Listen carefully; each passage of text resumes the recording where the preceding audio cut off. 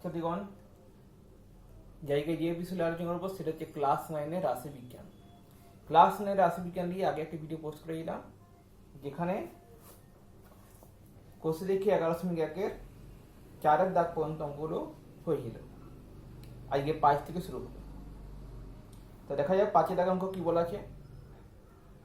মারিয়া একটি হাসপাতালের 300 জন রোগীর বয়স নিচের ছকে লিখল। তাহলে আমি উপরে তথ্যের বৃহত্তর সূচক ক্রমযৌগিক পরিসংখ্যা বিভাজন তালিকা তৈরি করি। তো প্রথমে দেখলি যে বৃহত্তর সূচক ক্রমযৌগিক পরিসংখ্যা মানে কি। প্রথম ক্রমযৌগিক পরিসংখ্যা মানে কি? ক্রমযৌগিক পরিসংখ্যা মানে যে আগেরটা ধরে যেতে পারছি। যেমন দেখালো, বলো 0 থেকে বেশি কত, 10 থেকে বেশি কত। তাহলে যখনই আমরা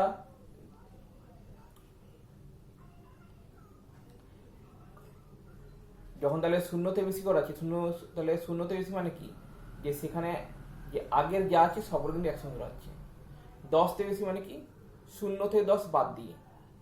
20-র বেশি মানে 0 থেকে 20 পর্যন্ত বাদ দিয়ে। তাহলে এইভাবে যেটা আছে সেটা ক্রমযৌগিক পরিসংখ্যা হচ্ছে। আর এটা হচ্ছে বৃহত্তর সূচক ক্রমযৌগিক পরিসংখ্যা, এখন বেশি দিয়ে প্রকাশিত হচ্ছে। যখন সেটা কম দিয়ে হয় তখন সেটা হচ্ছে ক্ষুদ্রতর সূচক ক্রমযৌগিক পরিসংখ্যা, আর বেশি দিয়ে হলে সেটা হচ্ছে বৃহত্তর সূচক ক্রমযৌগিক পরিসংখ্যা। তার আগে অঙ্কর আগে দেখা যাক কি বলা হয়েছে।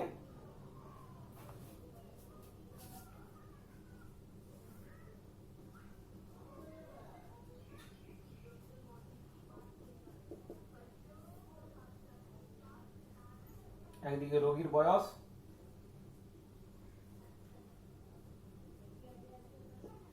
ব্র্যাকেট বছরে,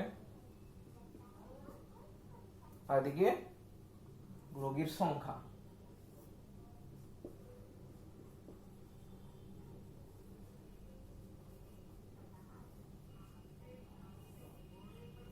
রোগীর বয়স হচ্ছে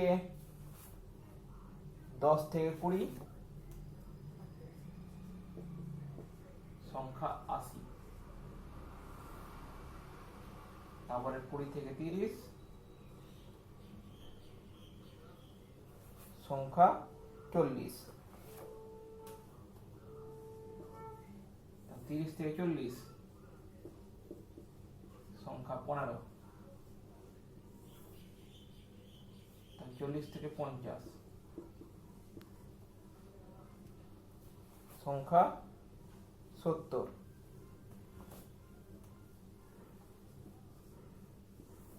50 থেকে 60, সংখ্যা 40। 60 থেকে 20, 60 70, সংখ্যা 20। তাহলে এখানে আমরা তাহলে বৃহত্তর সূচক ক্রমযৌগিক পরিসংখ্যা আকারে কিভাবে সাজাবো। তাহলে আগের মতো লিখবো আমরা রোগীর বয়স,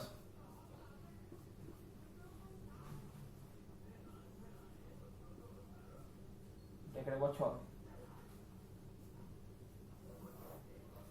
এখানে লিখবো বৃহত্তর সূচক রোগীর সংখ্যা,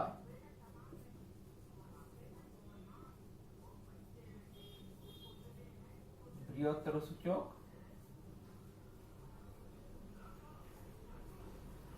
ক্রমযৌগিক পরিসংখ্যা।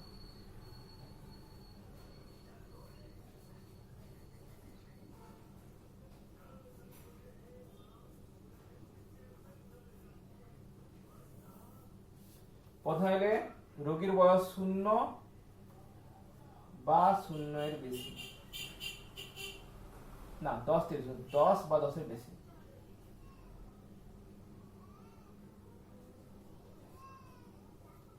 তাহলে 10 বা 10-এর বেশি বয়স কতজন রোগীর, তাহলে আমরা দেখতে পারি যে যতজন আছে সব রোগীর বয়স কিন্তু 10 বা 10-এর বেশি, অর্থাৎ সবগুলো যোগ করে একসঙ্গে। সবগুলো যোগ করে যেটা পাওয়া যায় সেটা হচ্ছে 300, কারণ আমাদের মোট রোগীর সংখ্যা হচ্ছে 300, তাহলে আমরা লিখব 300।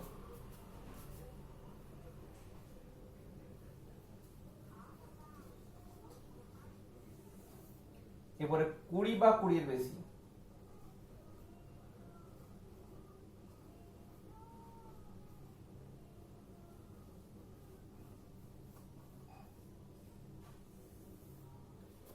কুড়ি বা কুড়ি বেশি কতজনকার, অর্থাৎ তাদের আমাদের দ্বিতীয় ক্ষেত্রে নির্ণয় করতে হবে কি, যাদের বয়স 10 থেকে 20 মধ্যে নয়, কতজনকার, 80 জনকার।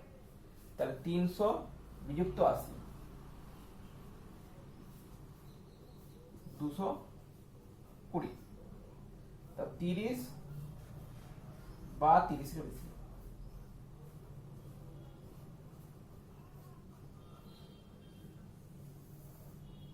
অর্থাৎ যাদের বয়স 10 থেকে 20 বা 20 থেকে 30-এর মধ্যে নয়।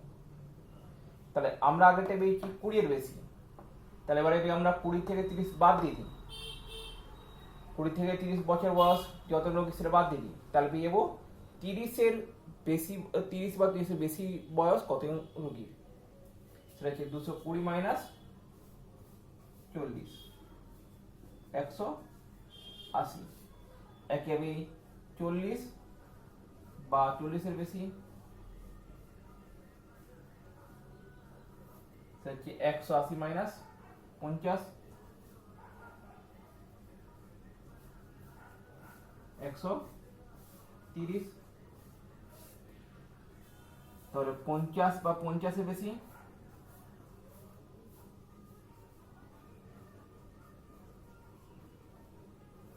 130 মাইনাস 70, 60। তো 60 বা 60-এর বেশি,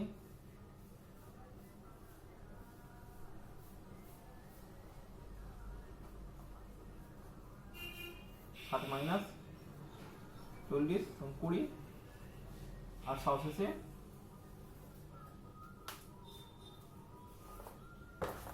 70 বা 70-এর বেশি।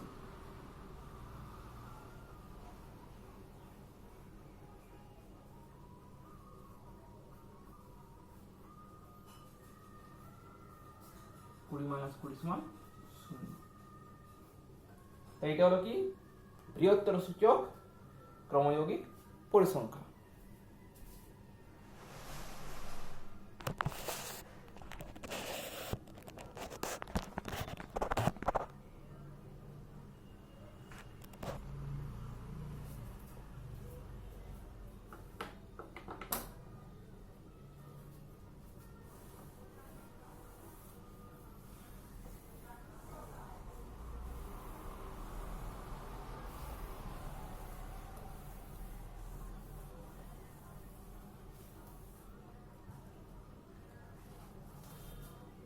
এবার 6 দাগের অঙ্ক। 6 দাগ হচ্ছে নিচে ক্রমযোগী পরিসংখ্যা বিভাজন ছকটি দেখি এবং একটি পরিসংখ্যা বিভাজন ছক তৈরি করি। অর্থাৎ এখানে আমাদের ক্রমযোগী পরিসংখ্যা দেওয়া আছে, আর সেখান থেকে পরিসংখ্যা বিভাজন ছক তৈরি করতে হবে।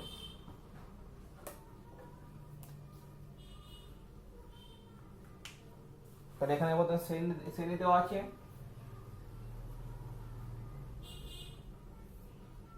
আর ছাত্রছাত্রীর সংখ্যা।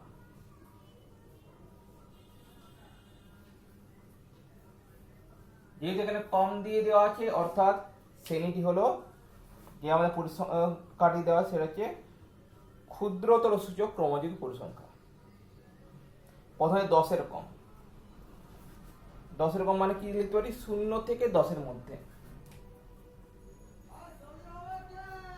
কারণ আমরা জানি যে ক্ষেত্রে 0-এর কম হতে পারে না। কত ছাত্র হতে যাচ্ছে, 17 জন।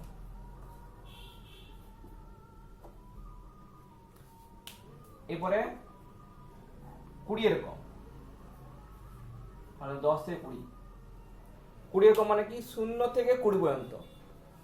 তাই আমরা এখান থেকে 0 থেকে 10 যেটা বেশি সব বাদ দিয়ে দেবো। 20-এর কম আছে 22, এখান থেকে 0 থেকে 10 বাদ দিয়ে দেবো, অর্থাৎ আমাদের আসবে 22 মাইনাস 17 সমান 5। 20 থেকে 30 পর্যন্ত।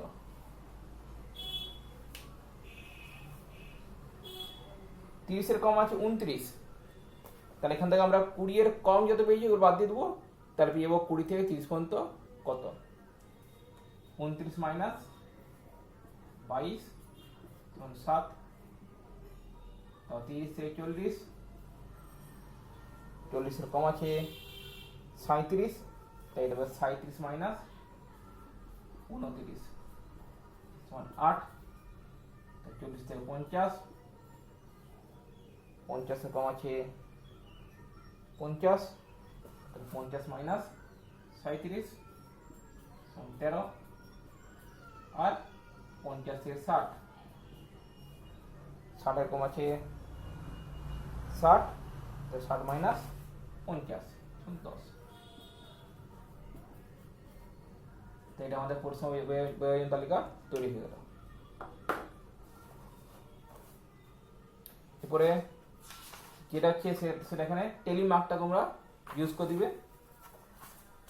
অর্থাৎ প্রথম 17 আছে, তার 17টি দাগ, তার 5 এই 5টি দাগ, তাহলে হয়ে যাবে। 7 দাগের অঙ্ক। 7 বলা হচ্ছে নিচে ক্রমযোগ পরিসীমা ব্যয়ন ছকটি দেখি এবং একটি পরিসীমা ব্যয়ন ছক তৈরি করি। আগেটা যেমন আমাদের ছিল ক্ষুদ্রতর সূচক, এবারটা আছে বৃহত্তর সূচক।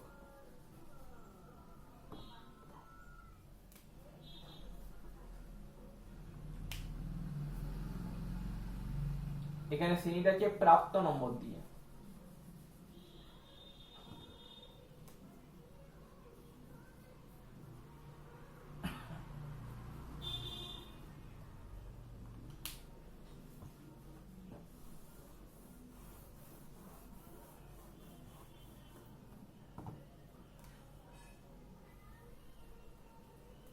দেখি আমরা কি পাচ্ছি।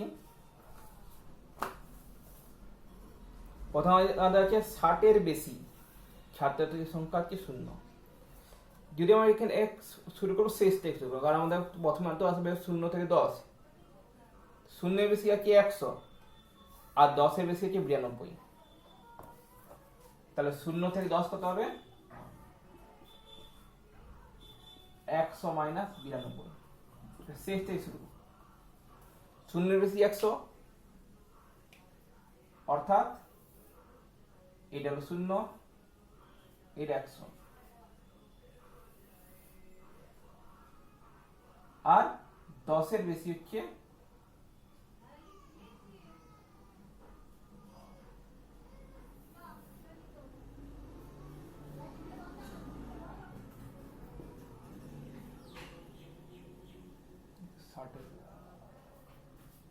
10-এর বেশি হচ্ছে 92।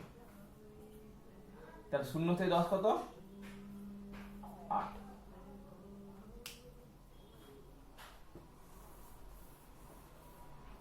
দশ থেকে 20, 10 থেকে 20 কি করবো? 20-এর বেশি থেকে 10-এর বেশি থেকে 20-এর বেশি বাদ দিয়ে দেবো। 10-এর বেশি 92 আর 20-এর বেশি 87, তাহলে 92 মাইনাস 87, 5। 20 থেকে 30, অর্থাৎ 20-এর বেশি থেকে 30-এর বেশি বাদ দেবো। 87 মাইনাস 75, 12। 30 থেকে 40, 30-এর বেশি থেকে 40-এর বেশি বাদ, 75 মাইনাস 40, 35। 40 থেকে 50, অর্থাৎ 40-এর বেশি থেকে 50-এর বেশি বিয়োগ, তাহলে আমাদের আছে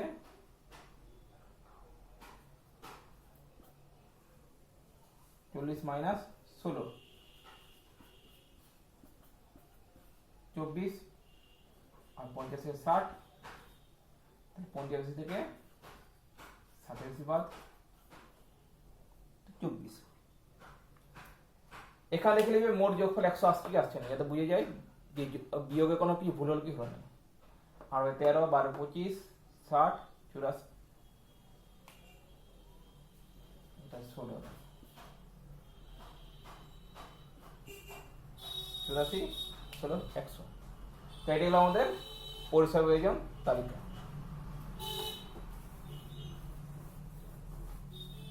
8-এর দাগে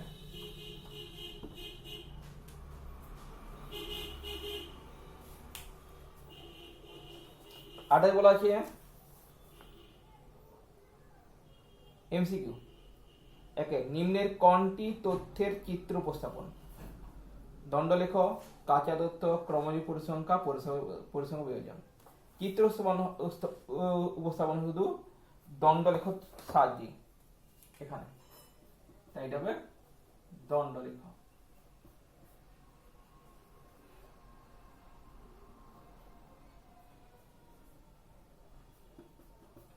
দণ্ডলেখ বা যেটা হচ্ছে স্তম্ভচিত্র, যেটা তোমরা ক্লাস 7-এ করেছো। 2 নম্বরে 12, 25, 15, 18, 17, 20, 22, 26, 6, 16, 11, 8, 9, 10, 30, 20, 32-এ তথ্যের প্রসার। তথ্যের প্রসার মানে কি? সবচেয়ে বড় থেকে সবচেয়ে ছোট বাদ দিলে যেটা বাকি সেটা হচ্ছে তথ্যের প্রসার। তাহলে এখানে সবচেয়ে বড় হচ্ছে 32 আর সবচেয়ে ছোট হচ্ছে 6। তাহলে তথ্যের প্রসার 32 - 6 = 26। 3 একটি পরিসর বিভাজন তালিকার শ্রেণীর মধ্যবিন্দু যথাক্রমে 15, 20, 25, 30 ... তো যে শ্রেণীর মধ্যবিন্দু 20 সেটি কত? তাহলে এখানে আমরা শ্রেণী দৈর্ঘ্য প্রতি ক্ষেত্রে পেয়ে যাচ্ছি। শ্রেণী দৈর্ঘ্য কত? প্রতিটি মধ্যবিন্দুর মধ্যে দূরত্ব হচ্ছে শ্রেণী দৈর্ঘ্য। তাহলে আমি তাহলে 25 - 20 = 5, সেটা হচ্ছে শ্রেণী দৈর্ঘ্য। এবার তাহলে আমরা যে ঊর্ধ্ব সীমা নিম্ন সীমা বার করি করে,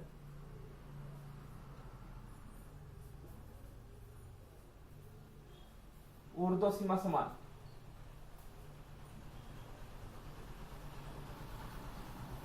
শ্রেণীর মধ্যবিন্দু প্লাস শ্রেণী দৈর্ঘ্য বাই 2।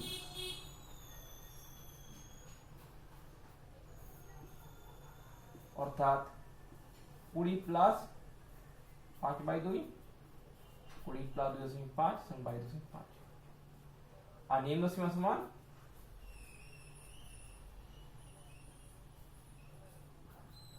মধ্যবিন্দু প্লাস মাইনাস শ্রেণী দৈর্ঘ্য বাই 2। 20 - 5/2, 20 - 2.5 = 17.5। অতএব শ্রেণীটি হলো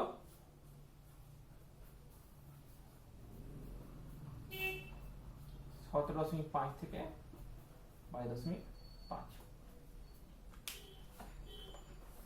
4 দাগ, একটি পরিসীমা বিভাজন। আচ্ছা, ভুল করে এটা 4 দাগে করা হয়ে গেল, 3 দাগ। এরপর 4 দাগ, এবার 3 দাগ।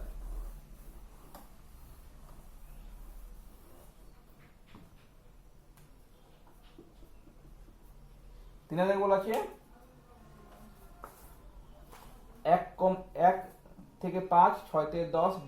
শ্রেণীর শ্রেণী দৈর্ঘ্য কত? শ্রেণী দৈর্ঘ্য মানে সাধারণত হয় শ্রেণীর ঊর্ধ্ব সীমা মাইনাস নিম্ন সীমা, কিন্তু সেটা হচ্ছে যদি শ্রেণীটি হয় বহির্ভূত পদ্ধতিতে, অন্তর্ভূত পদ্ধতিতে কিন্তু সেটা হয় না। এক্ষেত্রে আমরা দেখতে পারি যে প্রথম শ্রেণীটি যেখানে শেষ হচ্ছে, দ্বিতীয় শ্রেণীটি কিন্তু সেখানে শুরু হচ্ছে না, তার 1 ঘর পরে শুরু হচ্ছে। তাহলে এক্ষেত্রে আমরা যে শ্রেণী দৈর্ঘ্য বার করবো কি করে? শ্রেণী দৈর্ঘ্য বার করার যেটা হচ্ছে সবচেয়ে ভালো উপায়, সেটা হচ্ছে যে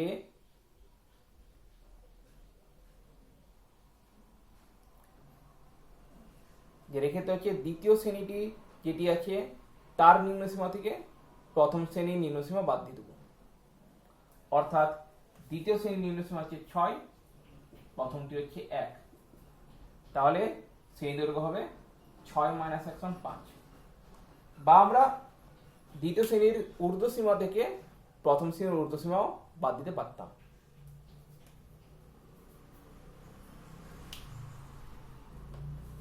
আচ্ছা, দাগের একটি পরিসীমা বিভাজন তালিকার একটি শ্রেণীর মধ্যবিন্দু 10 এবং প্রতিটি শ্রেণীর শ্রেণী দৈর্ঘ্য 6, তা শ্রেণীটির নিম্ন সীমা কত? আগে বললাম যে নিম্ন সীমা সমান মধ্যবিন্দু -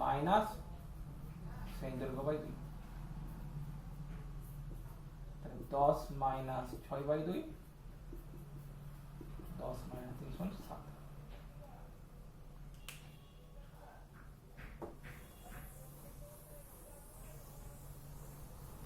নয় দাগের অঙ্ক।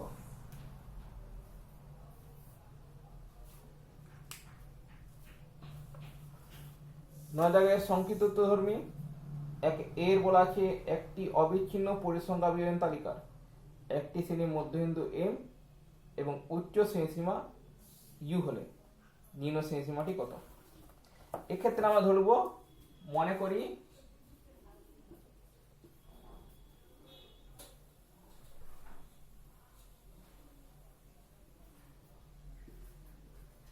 নিম্ন শ্রেণীসীমা সমান এক্স, অতএব মধ্যবিন্দু সমান কি হয়, ঊর্ধ্ব শ্রেণীসীমা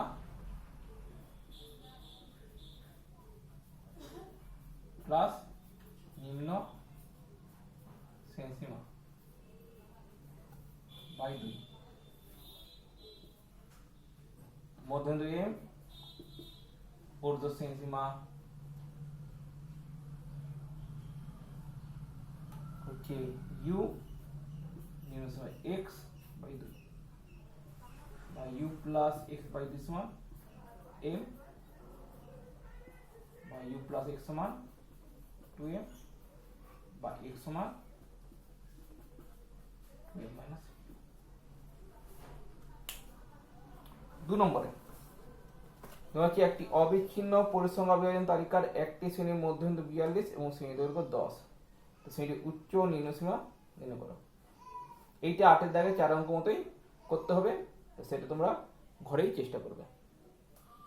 সি এর দাগে একটি শ্রেণী সীমা পরিসংখ্যা দেওয়া আছে, বলা আছে পরিসংখ্যা বিভাজন তালিকার প্রথম শ্রেণীর পরিসংখ্যা ঘনত্ব কত তা লিখি। তাহলে পরিসংখ্যা ঘনত্ব মানে কি,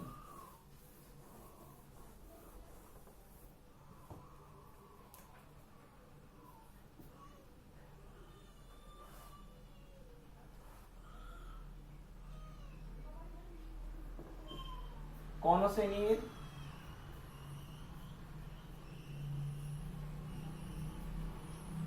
পরিসংখ্যা ঘনত্ব সমান শ্রেণীর পরিসংখ্যা বাই শ্রেণী দৈর্ঘ্য। আর দেখতে পারি এখানে প্রথম শ্রেণীর যেটা আমরা পাচ্ছি পরিসংখ্যা সেটা হচ্ছে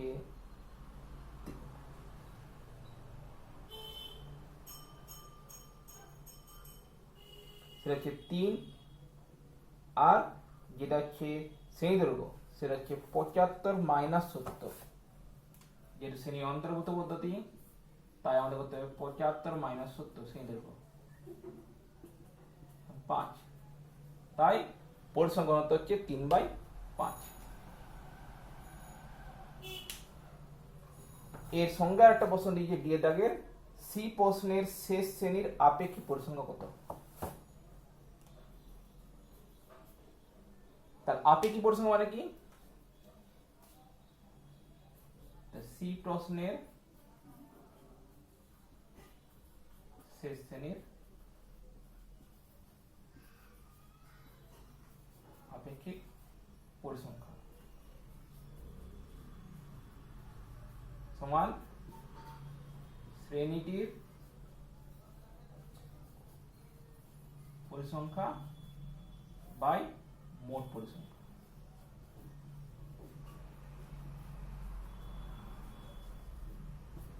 তাহলে আমরা দেখতে পারি শেষ শ্রেণীটির যেটা আমাদের পরিসংখ্যা দেওয়া আছে সেটা হচ্ছে 8, আর মোট পরিসংখ্যা সেটা যদি আমরা সব যোগ করি তাহলে পাবো 20।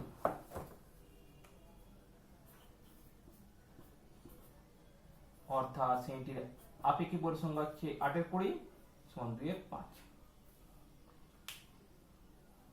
এবার ই এর দাগ, এটা হচ্ছে নিচে উদাহরণগুলিতে কর্মগুলি গুণ এবং কর্মগুলি চল নির্দেশ করি।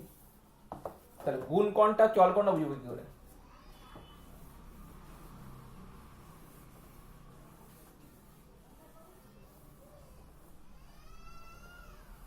চল মানে হচ্ছে যেগুলো আমরা গুনতে পারবো, যেগুলো যেগুলো সংখ্যা দিয়ে প্রকাশ করা যায় তাকে হচ্ছে চল।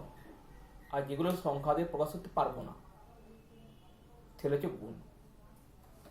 প্রথম যেমন দেওয়া আছে পরিবারের জনসংখ্যা। জনসংখ্যাটা সংখ্যা দিয়ে প্রকাশ করা যায়, তাহলে 9 রেখাটা হচ্ছে চল।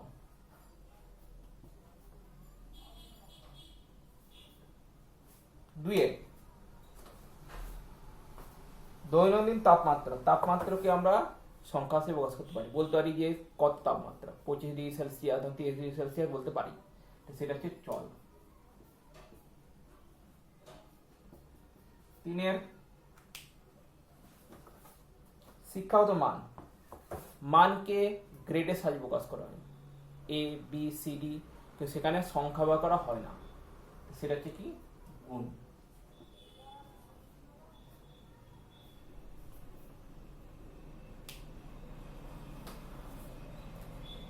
মাসিক আয়। মাসিক আয়কে আমরা সংখ্যা হিসেবে বসাতে পারি, সেটা হচ্ছে চল।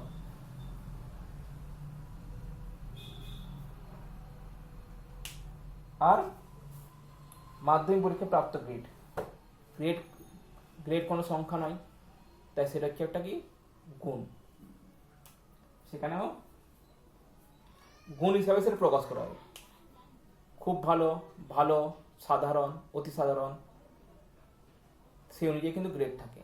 তো সেখানে কিন্তু কোনো সংখ্যা ব্যবহার করা হচ্ছে না, তো সেটা কোনো যে চল না, সেটা গুণ। তাহলে আজ তাহলে যেটা এই পর্যন্তই।